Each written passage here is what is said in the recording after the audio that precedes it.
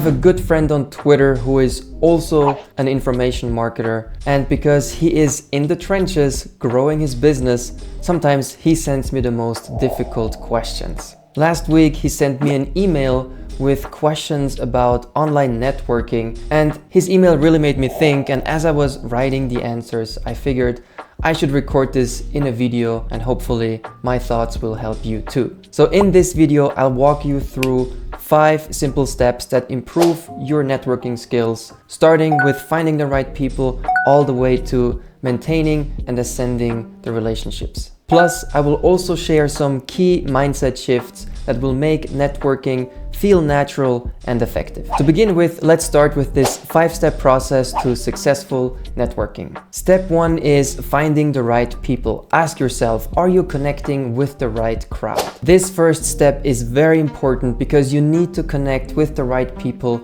to even see any results from your efforts. When I first started with my online business, I was hesitant to network at all. And then I went overboard and I connected with anyone that I could connect with.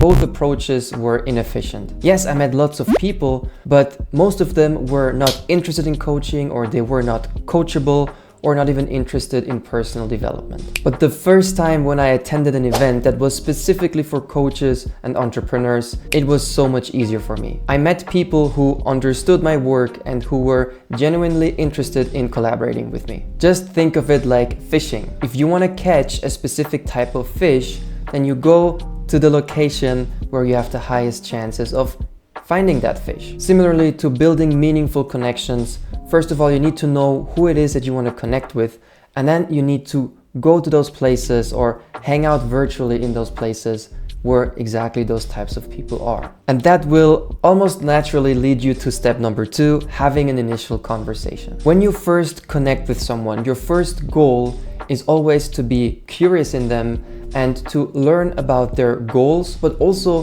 why they have those goals. What are their reasons for their goals? This does 2 things for you. First of all, not only will it help you tell if this is the right type of connection for you, but also if it is the right type of connection, you will build a deeper relationship with them so much faster. For instance, just recently I met someone, and instead of jumping straight into what I do, I first tried to learn about their projects and why they're doing what they're doing. This approach not only broke the ice easily, but it also gave me valuable insight into how I could potentially support them. Now, most of the time, that initial conversation doesn't right away lead to a new client or a new deal. That's why step 3 is so important, where you maintain the relationship. Staying connected is crucial. Keep in touch with them through email or even calls. And if you have a workshop or webinar coming up, invite them. Another thing that you can do is that whenever you come across a resource that is genuinely helpful to them, forward it to them. It doesn't have to be your blog post or your video so that you can forward it to somebody else. For example, if you know somebody who is struggling with their online networking and they're struggling to find clients, maybe this video will help them and you can forward it to them. For example, I once met somebody at a workshop. After that, I sent them an email thanking them, and I also linked them to an article that was helping them with what they shared with me. And then a few months later, I invited them to a workshop that I did, and all of this resulted in a successful collaboration afterwards. And that's how you get to step 4, ascending the relationship. See, as you stay in touch with people, the relationship will naturally deepen. Well, to be fair, sometimes they don't deepen and they fizzle out. But that's okay too. But with the people who do respond to your messages, this can lead to new opportunities, referrals, and new clients. It's just like climbing a ladder. Each time you interact with another person, it builds trust and rapport. One of my first contacts from an online event later introduced me to a major client because we build strong rapport over time. This is really not a hack, and don't go into these interactions with your own agenda. It's really about you respecting other people's boundaries and creating opportunities. Ultimately, that's how you reach step 5, where you start to benefit from some of those relationships. My mentor and business partner always says, your best client is just one connection away. What that means is that even if someone doesn't become your client, they can lead you to the next one. The most obvious and direct way is to just ask.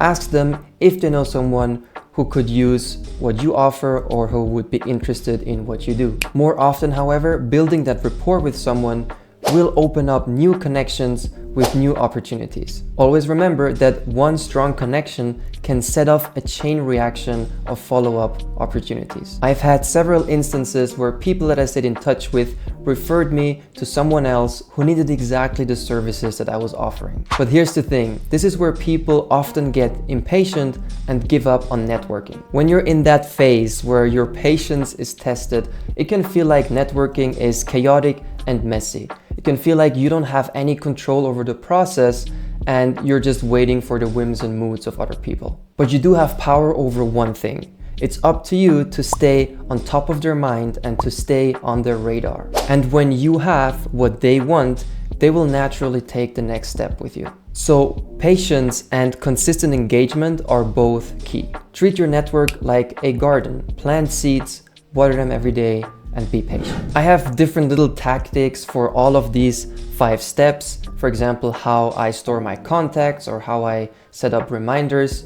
But I don't think how I use these tactics is what really matters. Whether you use a CRM software or Google Calendar or Notion, you just do what works for you. What's much more important is that successful networking takes an important mindset shift, which is detachment from the outcome. I like to think of networking like hosting a dinner party. I don't invite people over for dinner and expect instant connections and deals. Just think about it. How bad would you feel if you come over and you sense that now you owe me something in return because I invited you and I gave you food? So using the dinner analogy, here are the most important mindset shifts that you need to take to become successful at networking. First of all, start with yourself. Be the best host that you can be. First of all, you're excited about the event. You've prepared some of your favorite food and you can't wait to share that with your guests. Your enthusiasm is contagious and you want to have this type of energy about the work that you do. Mindset shift number 2 is that you want to make your guests feel welcome and valued. And how do you do that? Well, not by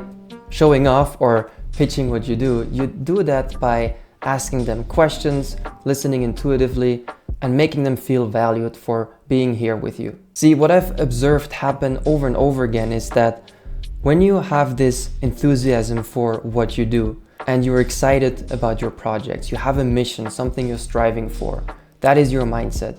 And at the same time, number 2, you care much more about the other person than you care about yourself. This combination is very intriguing, very appealing, and people will become curious about you and they will ask you, what are you up to? What are you doing? Or what's going on in your life? And this will be your moment. Now you can share passionately what you're working on, whether it's a new book or a course, a workshop, your coaching program, a product, whatever it is that you're working on. When you are genuinely excited, others will also become excited about your journey. And now we come to the last and also really important mindset shift, and that is what I like to call extending the invitation. I think this here might probably be the most misunderstood step in the networking process. The truth is, at some point, you have to invite people if you want to get clients, make sales, and make deals. In other words, pitching is part of the process and denying that isn't good either. But instead of thinking of it like a pitch, I like to think of it more as an invitation. I'm on a mission, and if our goals align, then I want to invite you to join me. Here's an example. I run a private group for video creators.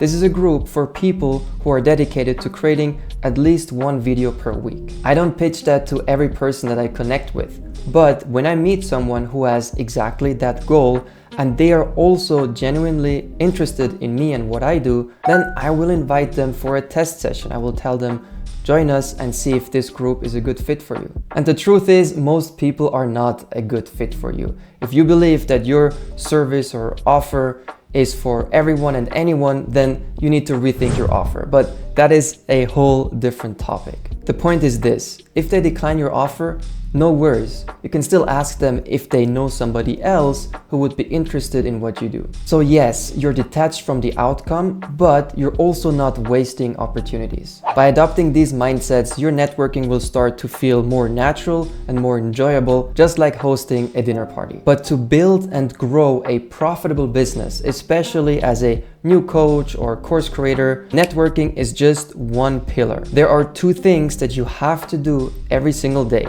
I call them daily marketing habits. And these marketing habits work perfectly with everything you've learned today about networking. Click here to watch that video next, where I talk about these marketing habits. And if you found this video helpful, please click the like button. It helps me grow my channel. I'm Morris from CreateGrowProfit, and thank you so much for watching.